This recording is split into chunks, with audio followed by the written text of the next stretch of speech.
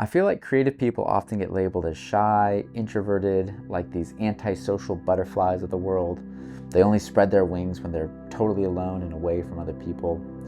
You add into that mix someone that wants to be a Christian contemplative, and you have the perfect storm for a hermit.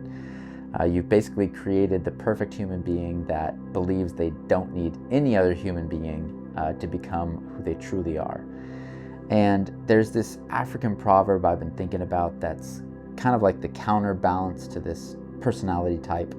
And it says that if you want to go fast, go alone. And if you want to go far, go together. And it's this wisdom and this idea that to make impact and to make change and transformation in this world that really outlasts you, you have to do it in a tribe. And this is the tension, I believe, of the creative and contemplative soul. They're constantly wanting to withdraw from society and withdraw from people to rediscover that true core of who they are. But they also feel this propulsion moving them back into a community and kind of forcing them around people to create things that are truly beautiful and are truly powerful in the world. Hi, by the way, if we haven't met, my name is David Russo, and I work for a spiritual formation ministry called Abiding Practice, where we believe that creative work shapes our spiritual formation, and our spiritual formation shapes our creative work. This conversation is one of many more that we hope to have on this channel. It took place at the end of last year between myself, the creative director for Abiding Practice, Christina, a good friend of ours who is now becoming a working partner on a script with us for an upcoming short film. Joe runs a media ministry called Think Forever, where he travels around the world giving theatrical production presentations that help people to think about eternity. And then finally, Haley Ronsley, who's the founder of Deserts Blooming, an art project that explores themes of contemplation, spiritual wilderness, all through the context of art.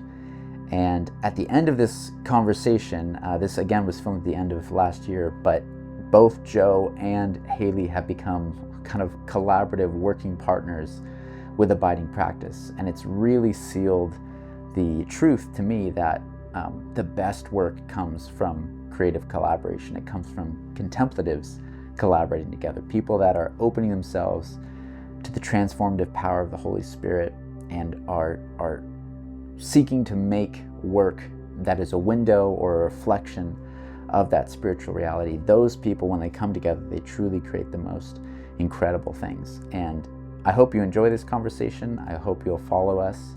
And if you feel led, that you come and abide with us here on Substack or on YouTube, mostly Substack, that's where we're hanging out. But yeah, hope you enjoy this, and maybe we'll chat more after. Bye. Out is like an anchor verse. You know, we were talking about it beforehand, but we're like, maybe we should rehab that conversation now that the cameras are rolling.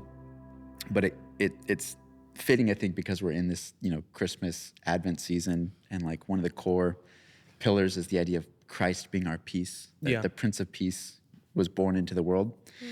So kind of playing off that idea and the conversation of the unique role of artists in the kingdom of heaven, I felt like this verse just ticked a lot of boxes. So it's John 20, verse 19. It says, "Then the same day at evening, being the first day of the week, when the doors were shut where the disciples were assembled for fear of the Jews, Jesus came and stood in the midst, and he said to them, 'Peace be with you.' And when he had said this, he showed them his hands and his side, and the disciples were glad when they saw the Lord. So Jesus said to them again, 'Peace to you. As the Father has sent me, I also send you.'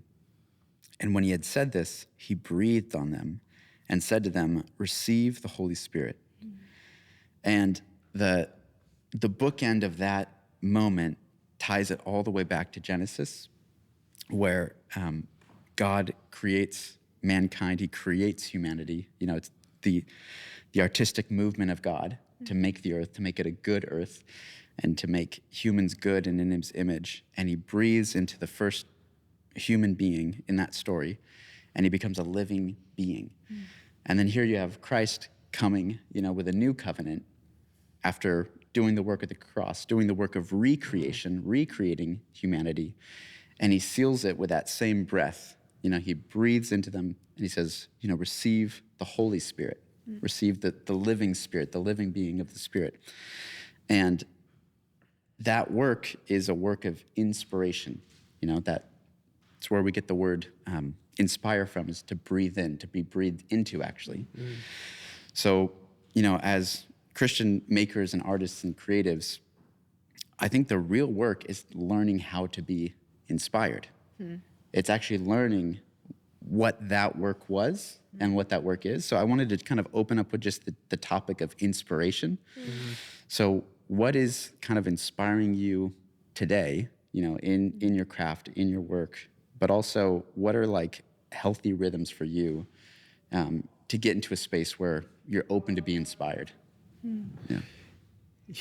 Yeah, and this idea of inspiration, it has been something that I've wrestled with for a very long time, and I don't know if you can relate to this, but it used to be that I would create when I was inspired, and sometimes that would happen a lot, and sometimes it wouldn't happen at all for a few months. And I was encouraged by some people to make it more of a habit rather than saying like, I'm going to wait for, whatever happens whenever I'm feeling it, because what winds up happening is you get busy and you don't feel it. So creating space and, like you said, a rhythm for that. I mean, practically for me, that looks like I kind of block off my mornings, or like I don't touch email. I don't respond to texts or anything until afternoon.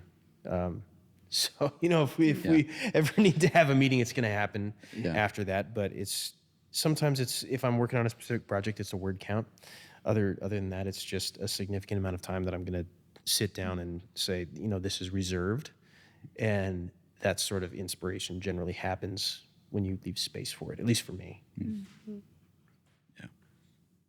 Yeah, something to bounce off of that. Like a few months ago, I was doing this daily practice that I've kind of fallen off of, and I want to get back into, because it's similar to you. Like, I was doing that, and like inspiration was coming because I was making space for it.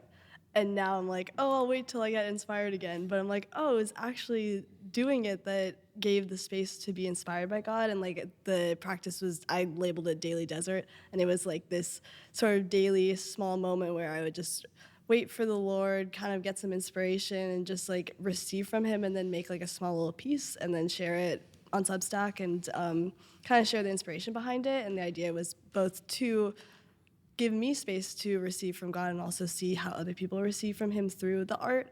But what it taught me is that a lot of times I would come kind of empty and not with anything. And then, like the breath of God and like receiving his presence would suddenly create some sort of inspiration that then I would like create the piece and art would come. And it just really taught me a lot about how the creative Holy Spirit like is so necessary for the process of making art. And it's not always necessary that we come with an idea. Like sometimes it's like waiting in that space that allows then us to create with God something that we would have never expected, Was that uncomfortable? I'm sorry, I know I'm not the one asking questions dude, here, but this is an was open that conversation. super uncomfortable once you realized that you fully committed to doing this daily? And you're like, it's not just that, you're sharing it daily in real time. Yeah. To be able to relax into the, like, I'm not feeling anything today. Sure hope it comes. What was that like? It was, I think looking back now, I'm realizing like, wow, that was kind of gutsy of me. But I, at the time, really needed it personally for my own sort of just healing process that I was going through some things. So I kind of used it as like, this is where I'm at every day with God. And like, I had kind of a backup idea bank of like, these are things if I don't receive anything, or, or just like to jump off of whatever. But it was like a practice of kind of dependence and just learning to like wait, and also just to kind of listen for the nudge of the Holy Spirit to be like, well, this is it. I have to make this now. Like, I gave myself some time constraints, because like I don't have a ton of time to make these little pieces. So I was like, okay, well, going to just practice like discernment and just do it quickly or whatever. But yeah, it was a practice of trust, because I didn't really know all the time most days where it would lead me, but it was really cool to then see where it would go, and it always ended up somewhere. So like I always made a piece, which is crazy. Like looking back at other times in my life, I would have taken in such a performative nature, I think, but because I was starting from this place of like I need this healing and I need this creative space, whatever comes of it, like people are gonna see it and take it where they need to, because I trust that like whatever it is like also of the spirit. So it's not like me having to like make something that connects with people. I know that the spirit's in it, so it'll connect with them somehow, It's a perfect example. It's like that dance of discipline and spontaneity, I think, or like discipline and interruptibility. And I've never seen that, but like those two stories, I feel like back to that passage, show up in the fact that the disciples were in that upper room for weeks before the Holy Spirit came at Pentecost. So like there's a period of them just showing up, like carving out time. They held that space. They literally, held the upper room together. They came, held space, continued to wait on God. But there was a discipline to that, like a ritual to that, a rhythm. And then a trust of like, if we keep holding this space that we felt, Christ has invited us into, we believe there's going to be this inspiration. There's going to be this filling of the Spirit, and that's going to give us the next step. But it is that dance where it's not either or. It's like, I only move when I feel inspired, or I just become so rigidly disciplined that, like you said, I have this bank of ideas that I can start, posting and putting out there. How do you do that dance of staying disciplined and spontaneously like inspirable? Yeah. What do you think of the idea of like inspiration? And I think like inspiration has kind of been redefined for me in recent times, where before inspiration, like the source of it was, art that I liked, artists that I liked to follow, just more in like a consumption kind of way.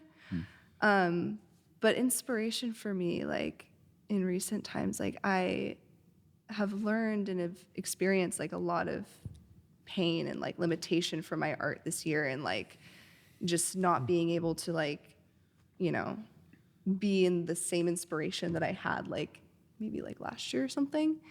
And I don't know, I think it's just like striking me how inspiration can come from multiple sources and like from experience, and how like in like a space of like, God, where are you? Like in some way there's something new that gets born in that waiting.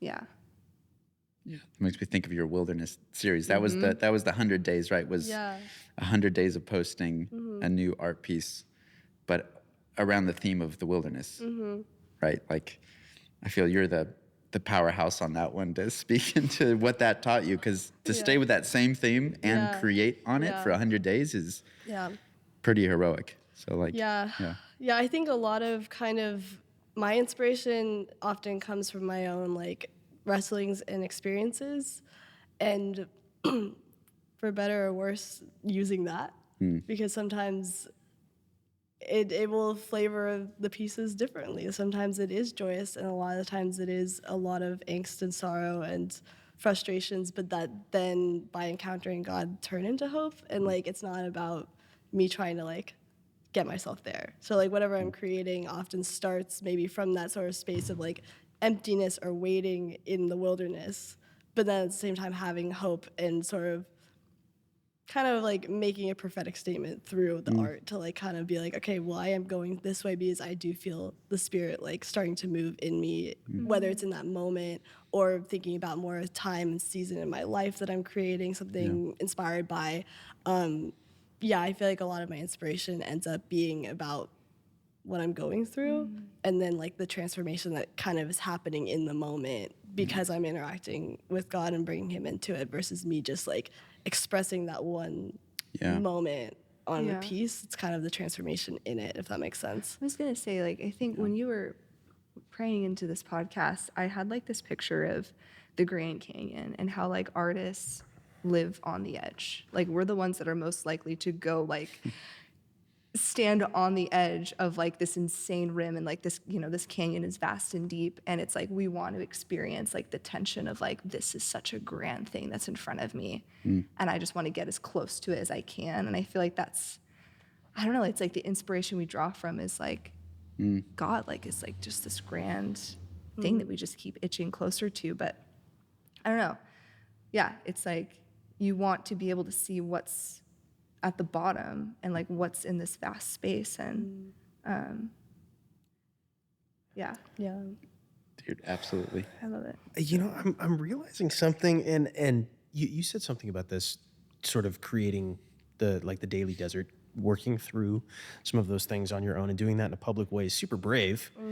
And this may be common among artists of all disciplines, but I'm just, now that I think about it, most of the stuff that I've ever made that I'm proud of is a product of pain. Yeah. You know, not standing on the top wondering what it looks like down there, but standing in the bottom looking up and trying to remember what the sun looks like.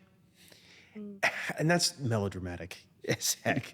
But it's been you know, a product of longing, definitely filled with hope that it can someday be there. But I'm trying to think of something that I've ever made that has been just a product of overflowing joy.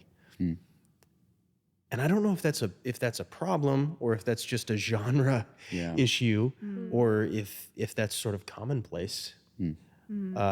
I do not have an answer to this, by the way. I just thought of this.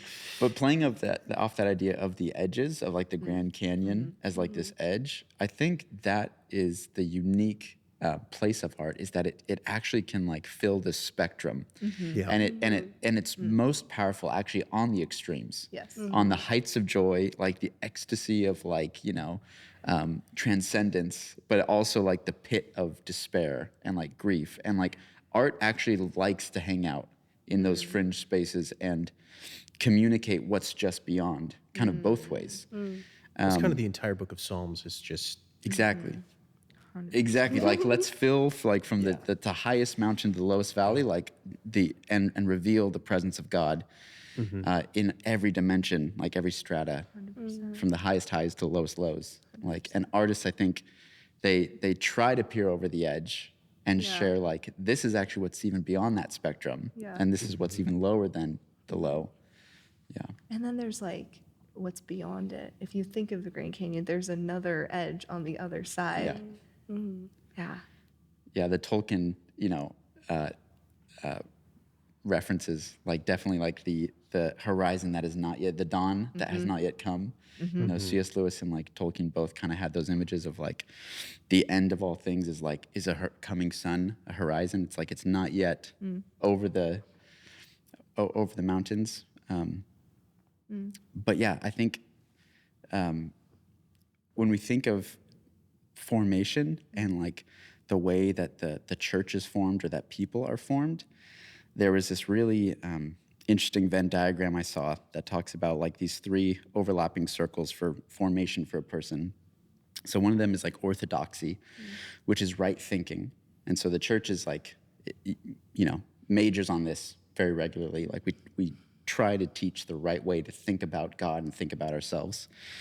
And then there's orthopraxy, which is like the right practice. So you have right thinking, right practice. So what are the right, you know, rules and rhythms and rituals for life? What are the right practices to serve your neighbor, your community, your family? But then the third one in the Venn diagram is orthopathy, which is basically right affections. And this is what's been like kind of my mental chewing gum, or just like I can't get around this idea that so much of Jesus's critiques of like the religious Pharisees and scholars was that they had right thinking and even right practice sometimes, but wrong affections. So he's like, you're thinking, you know, you're thinking about God all the time. You're studying theology. You're learning who God is, who humans are. You're practicing. You're doing your tithes. You're doing your, you know, your sacrifices. You're slaying the lamb that you need to slay, but your affections are wrong. And I actually think that's what's so cool about how art shapes souls, is it lives in the area of the affections, like the desires. It shows to us, like, what do you truly want? Like, and is it beyond? You know, is it in this life, or is it even beyond this life? Because it's trying to look to those places that we can't put into words, and into like the realities that we can't perfectly express, like in a photo, but it points to it. So, yeah, what do you guys think about this idea of, trying, like, art as an attempt to make the invisible partly visible? I guess that's like the header for the question is, how do you think about art trying to take these invisible things like feelings or the reality of God, the kingdom of heaven, and trying to make them visible, like through songs and stories and images and photos? Yeah. You want to go first? That's a big one. Crazy question.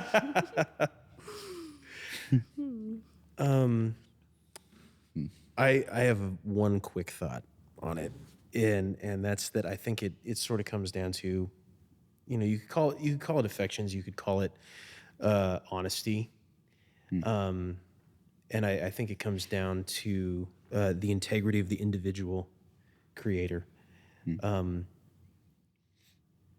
That is it something that is performative, or is it something that is honest? Yes. That's it. And that's where I think that it really comes from. There, man, I say this all the time. One of my favorite quotes ever is from a J.R.R. Tolkien TV interview, and he got asked why conceive of The Hobbit? Why make this at all? And Tolkien was sort of taken aback at first, and then he, you know, takes compassion on this guy and answers the question. And he says, being made in the image of a creator, one of our chief factors is to create, but we can't create.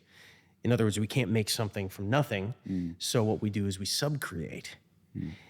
In other words, we rearrange our surroundings in a way that is pleasing to us, and oftentimes that is aesthetically pleasing.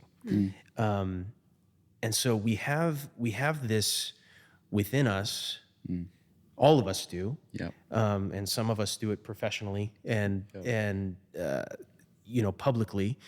But everybody has that being made in the image of a creator.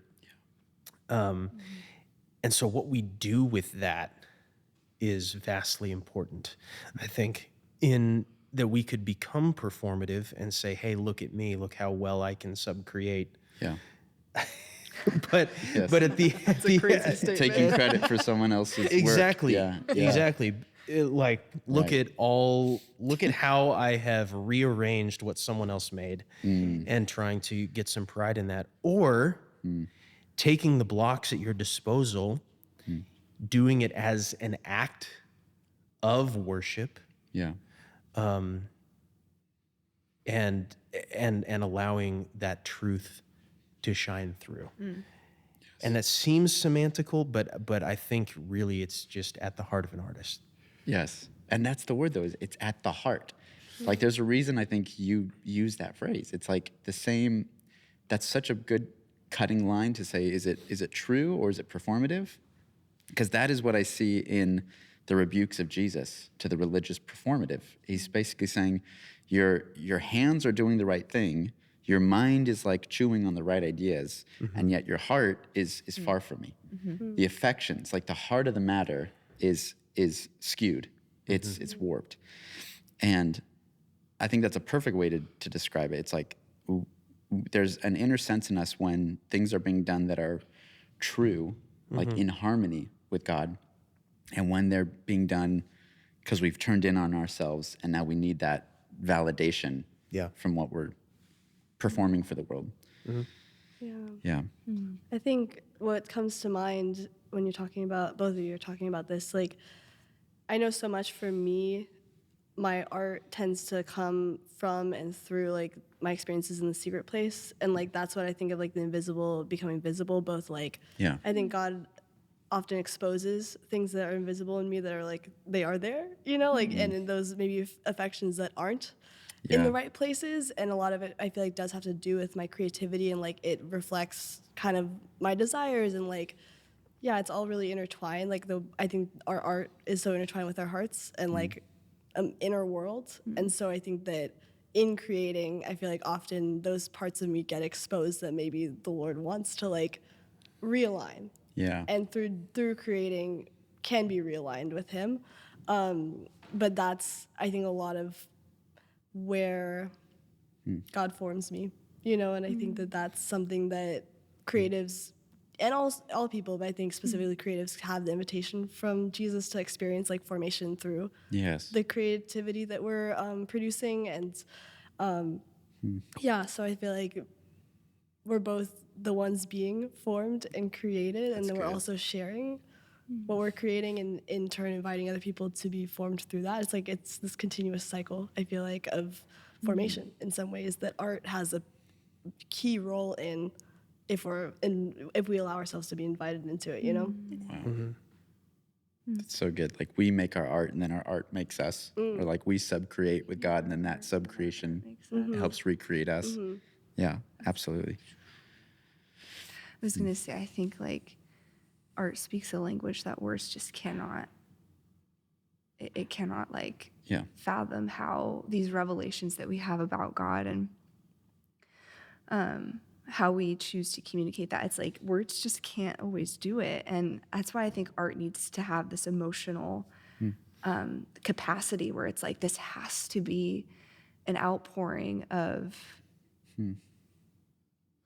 Yes, me, but also like this other layer of what the Spirit has revealed about the character and the heart of God. And it is emotional and it is heavy. And like there are real things that we bring to the table in that secret place. And I was thinking about like the conversation. What is the conversation between like the inner child, like your core self, like, and the Father? And like, how does that heal us? And I think that's just like, however that comes out to be through our giftings and things that we can do. I mean, sometimes like it's writing for me, taking a photo, sometimes it's just conceptualizing ideas, but I think that the more that we stand on that edge and just take in like the wind blowing up from like the canyon and it's scary to stand on the edge of like a cliff. I mean, if you've ever done it, it's like you feel like the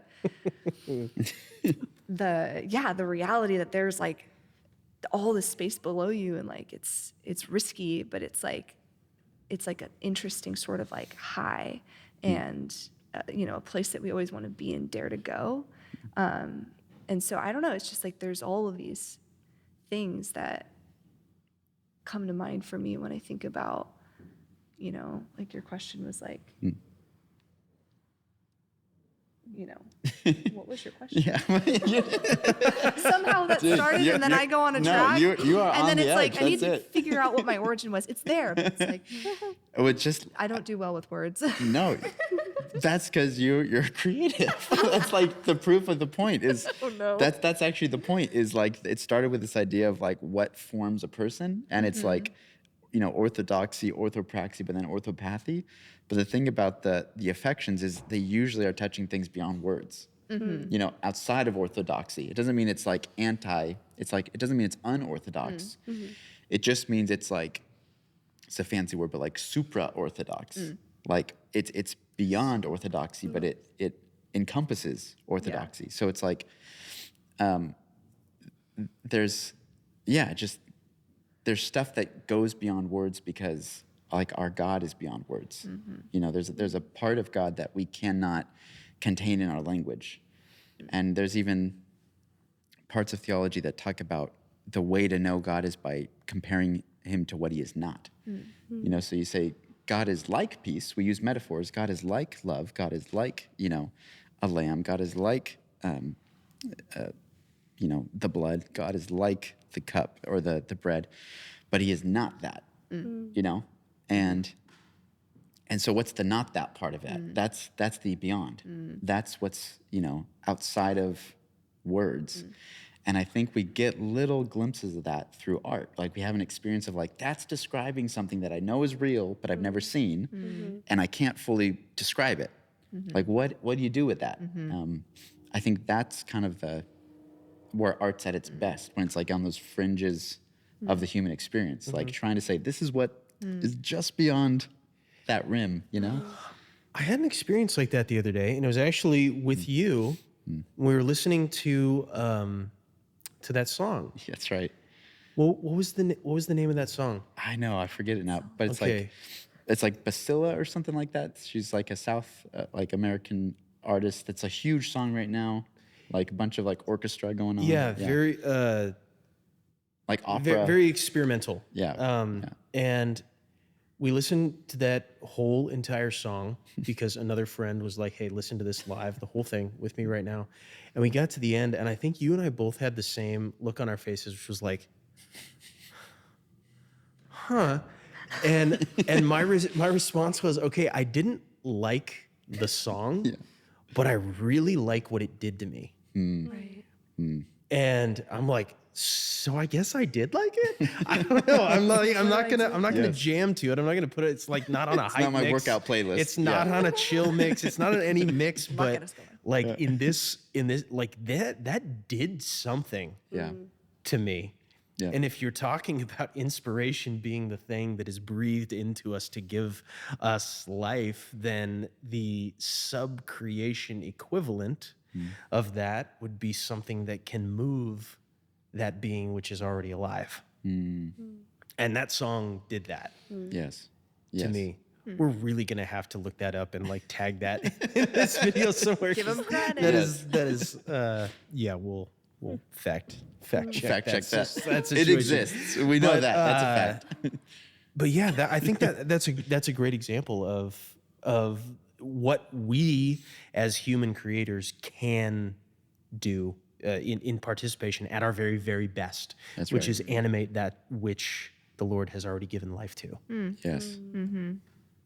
That's good. Yeah, something that's been brewing over here while you guys Come are on. speaking is just this idea of like how art is an experience both for the artist and then also the person that's receiving the art, and it like invites us into that experience, and those are parallel and also could possibly be connected to like our experiences of God. And I think something that's been a big theme for me like in creating is like making the way that I make art like an altar to encounter God, and then also inviting other people through my art to do the same thing in their own way. And I think that because it goes beyond just the words that, you know, I think that reading the Bible and learning about God in more of like a head knowledge way is so important, but I've learned in the past few years so much more through both the experiences of his presence and the absence of his presence and all these things that are like more somatic experiences, I would say, that also, have taught me so much about him. And I think that, like we're saying, like art can express so much about God that can't be expressed in words, because it is an experience of him in some ways that you need to have those like visuals and those feelings and being in touch with kind of your body in order to experience him. Yes. That you can't just do through your mind, you know? Yeah. Is somatic like embodied? Is that what it means, right? Like Yeah. embodied experience? Yeah. Yes. That same concept, I think, is what I've been looking for to try to put language on this idea of Yeah. like orthopathy. Yeah. Because I was talking to a therapist friend the other day, and she was asking me about this idea of like spiritual bypassing. So spiritual bypassing is where you kind of hear someone say like a bumper sticker Bible verse to Band-Aid over their grief or their pain. So it's like someone just went through something very traumatic. They're like, yeah, but God is good, you know, and he's got a plan for everything. Like that is an example of spiritual bypassing where the theology is maybe true, but it isn't like somatically realized yet, or it's not embodied yet. So like the truth of that, knowledge in their mind has not moved into their body yet. So they're saying it in a place of orthodoxy, but not in orthopathy, where they can't feel the effect of it yet. And I think art, because again, it's focusing more on the affections and like the deep desires of us, it can help bridge those two places of like, this is what you think about God, but it's also something that's available to be experienced like today and now. Yeah. Yeah, I mean there's a vast canyon between those two sentiments. Yes. Like Yes. for somebody in grief. And like from personal experience, you could speak truth at me, or you could shut up and hug me. Yes. And one of those is right. You know, and not that there's never a place for speaking truth and things like that, but if you're missing the one, Come on. the other isn't there. That's earned. If I speak in the tongues of men and angels and have not love, Yes. I am nothing. Yes. And so if we want to earn the right to speak truth, we have to love well. Yeah. And I think that's, you know, sort of that heart issue. So good. Yeah. I think like We have to embody love.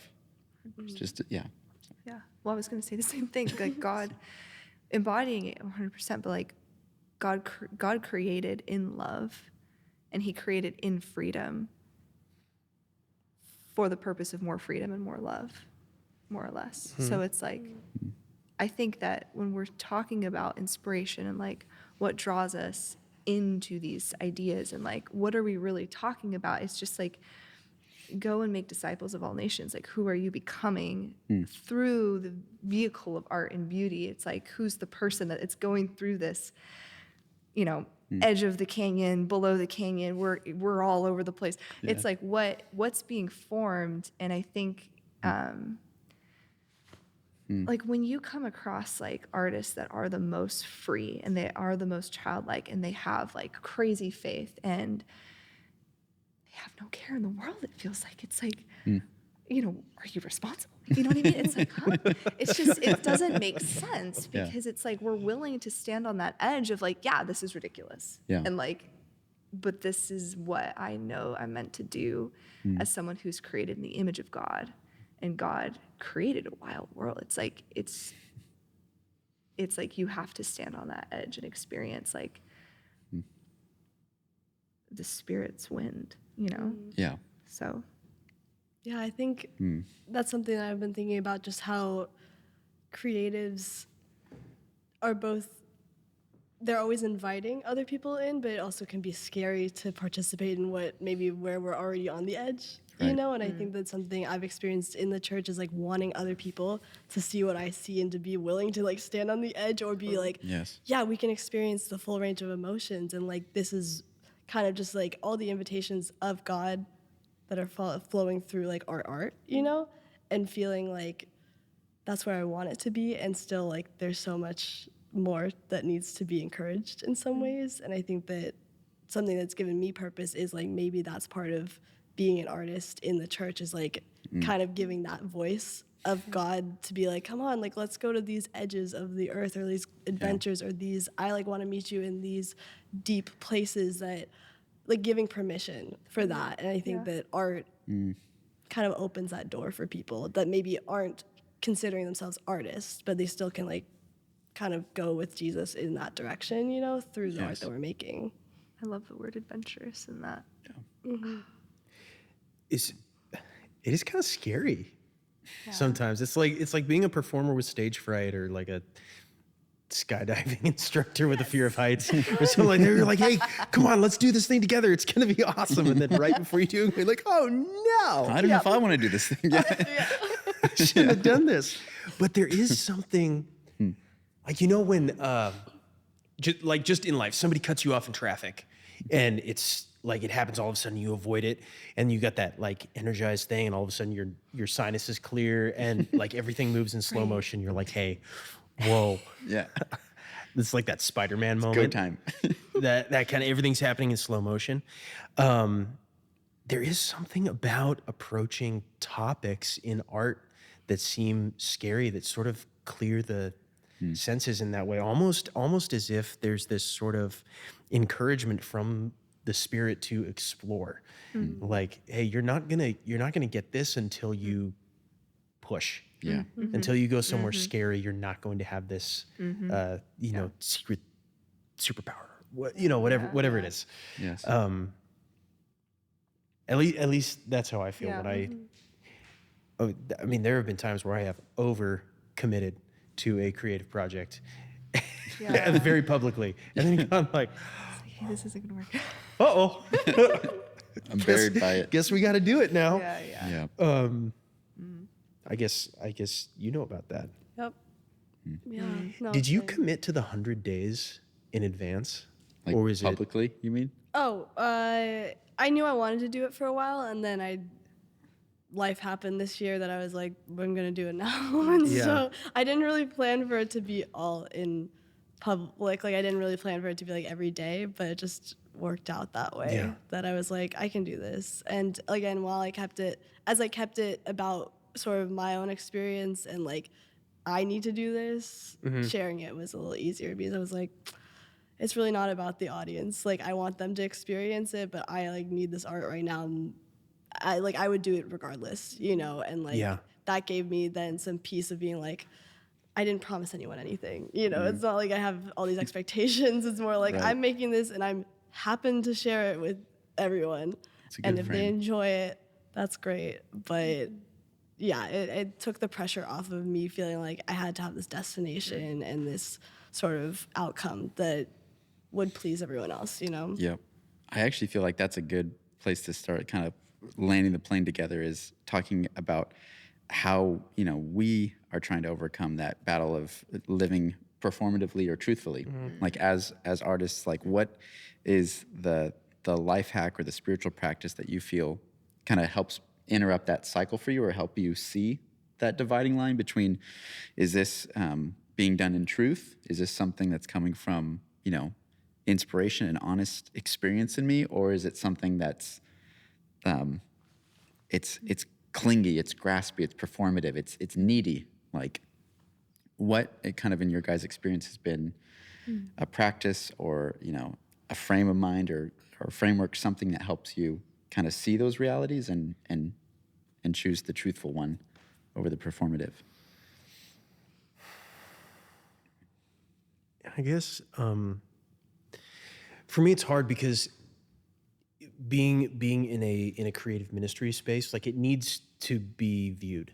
Yeah. If it doesn't do any good, you know, the light under a basket sort of thing. Like it needs to do its job, but at the same time it can't be you know, like we were saying, performative, like without the heart, even though I literally am a live performer.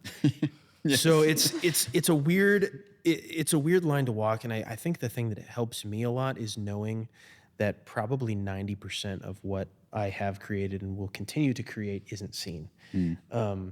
The fact that this is something that I'm doing anyway, and if I can direct it for a purpose, for the glory of God and for the good of others, that is a good thing, and that is a participation that I have been called into, that I think we've all been called into in different ways.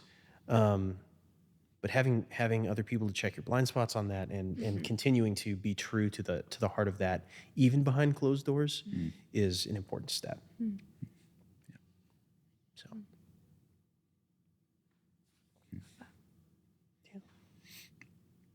Yeah, I think keeping the focus on the experience, I think has really shifted for me, like making art, because I think I've struggled a lot with performance and focusing so much on the outcome and like the final piece.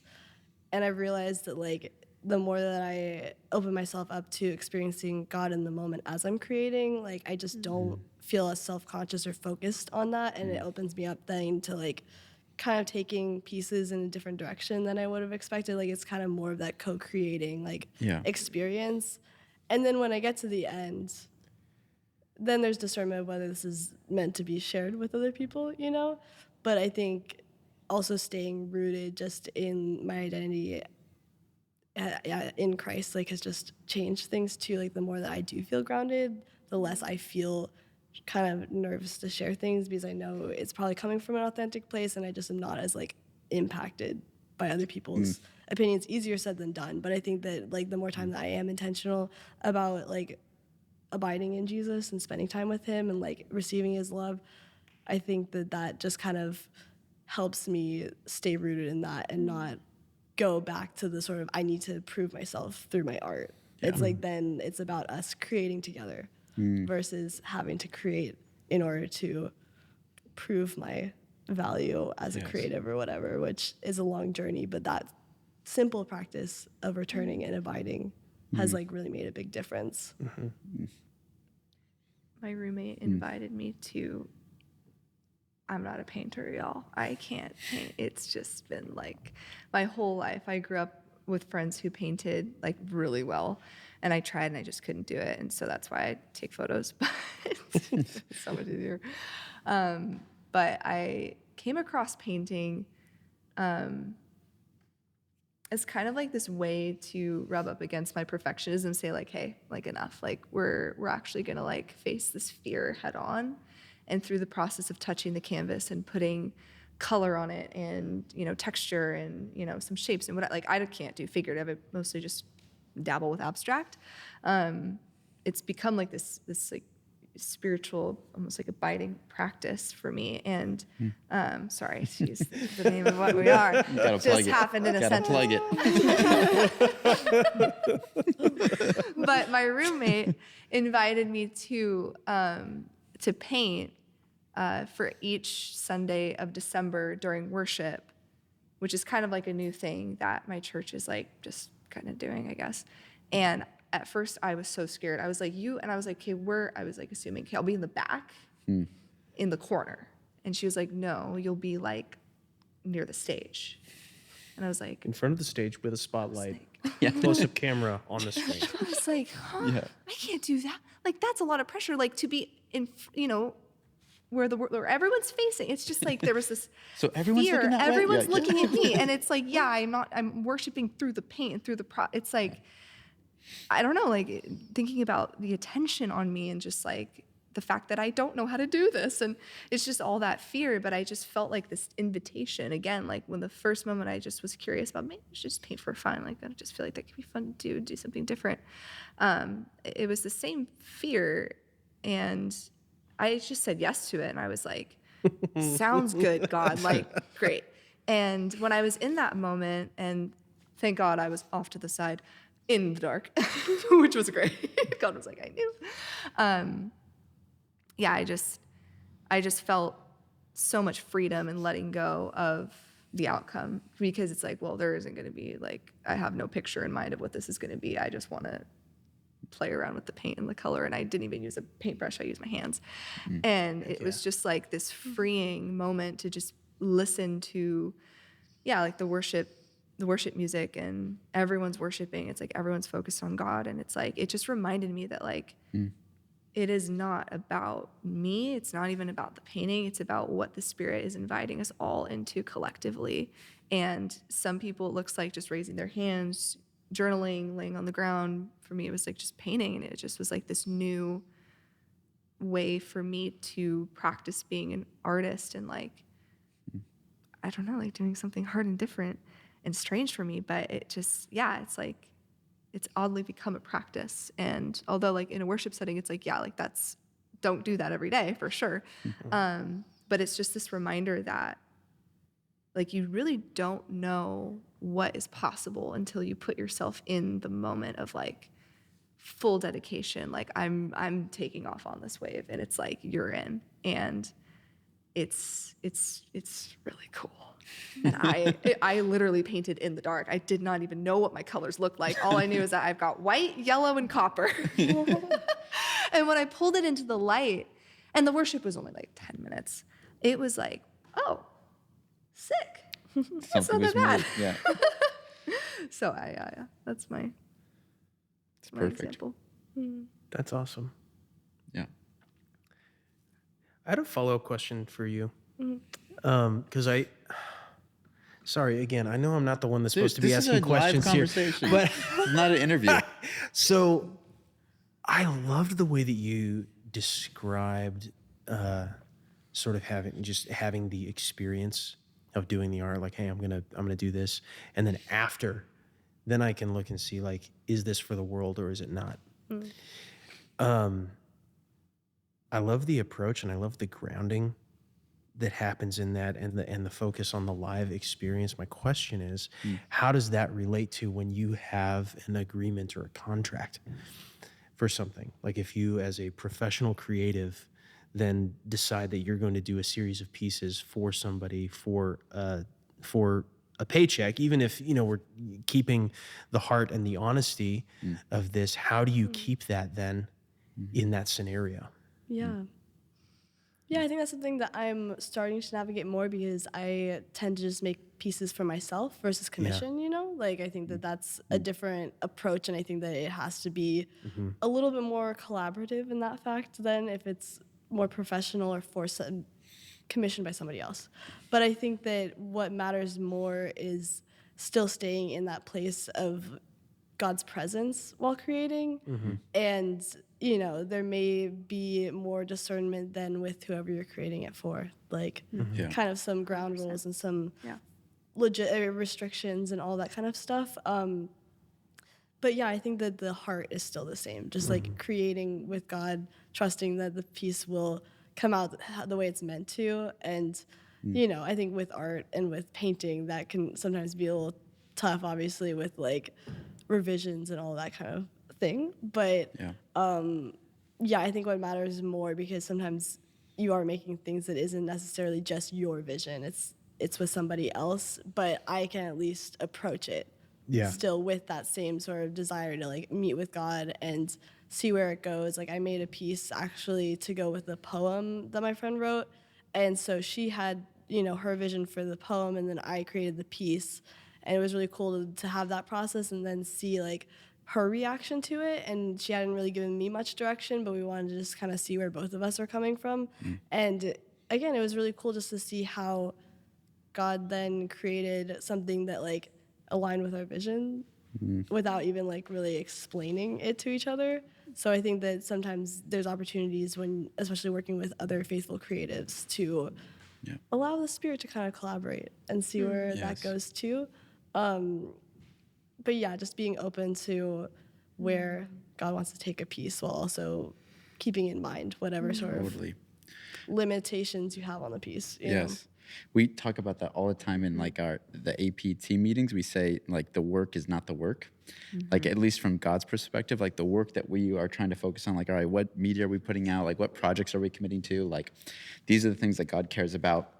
And it so often seems that like the real work he's doing is to form us into the right type of people, like to recreate us, And I was journaling about that concept, and kind of earlier in this year, for me, a dividing line is to say that God doesn't care so much about what you do for him if it's not done with him.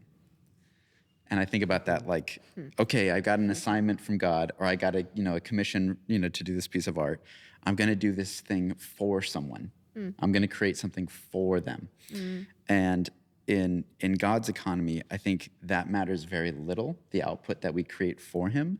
What matters very much is if it's done in his company, in communion with him, like with him. So the things that are done with him matter for much. They matter eternally. Where the things that are done for him, again, they could be done with the wrong affections, where I was doing it for him, but I was disconnected the whole time. I wasn't abiding. I wasn't in rest. And that does very little, I think, to shape us and then ultimately shape other people that work. Wow. Yeah.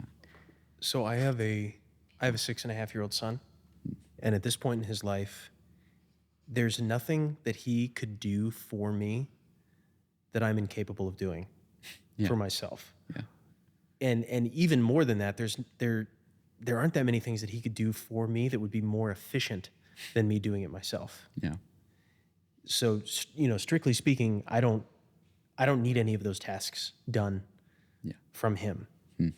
I love doing stuff with him. And I love when he does something for me, not because I'm like, wow, that is, this should be framed and placed in a museum. It's going to go in the museum of Dad's office. But because he sat down and did this on purpose for me. Yeah. And the time that we spend together. And, obviously he's 6.5 and he's going to grow and all of that. But when I think about the Father's affections for us and what we do, like, he doesn't need us. Yeah. He chose us and we get to participate. And that's something for me. we talked a little bit earlier about like where, like creating out of joy. I think that's the part where the joy winds up hitting me, is when I realize that I got to participate. It's after the fact, but Yes. but getting to do that and keeping that relational thing in mind is important. It's a dance. And I think, on that note, thank you for doing this together today. Thank you for being here with your presence, with your own abiding practice, your own abiding life. And I think there's a superpower that's unlocked when creatives, especially in the kingdom, we co-labor together, we collaborate together. And I really appreciate this conversation, guys. We need each other. Yeah, man. Yeah, it's awesome. Thanks for having us. Yeah, thanks. Sweet. All right, I think that's a wrap, Brian. Is that it? I was just getting beamed by that sun too know, oh for a my while, gosh. where I was Yeah. like, I don't know how I'm much like, it's longer gonna I come to could me. still focus on Joe without him turning into a ball. Thank you for listening to the Abiding Practice podcast. Follow along on Instagram, YouTube, and Substack, and learn more at abidingpractice.com.